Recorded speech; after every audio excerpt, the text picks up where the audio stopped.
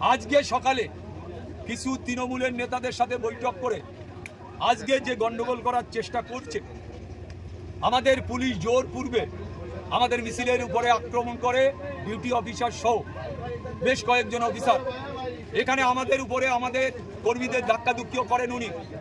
মানে একেবারে নির্লজ্জভাবে তৃণমূলের দাবেদারি করতে এই খাকি পোশাকটা খুলে মাথায় তৃণমূলের ঝান্ডা নিয়ে আসলে আমার মনে হয় ভালো হয়। উনি এমন একজন তৃণমূলের নেতা, থানার একজন ডিউটি অফিসার, সে আমাদের কর্মীদের উপরে আক্রমণ করে, ধাক্কাধুক্কি করে, চড়োয়া হয়, তারপরে র্যাব আনে, তারপরেও চক্রান্ত করার চেষ্টা করছে।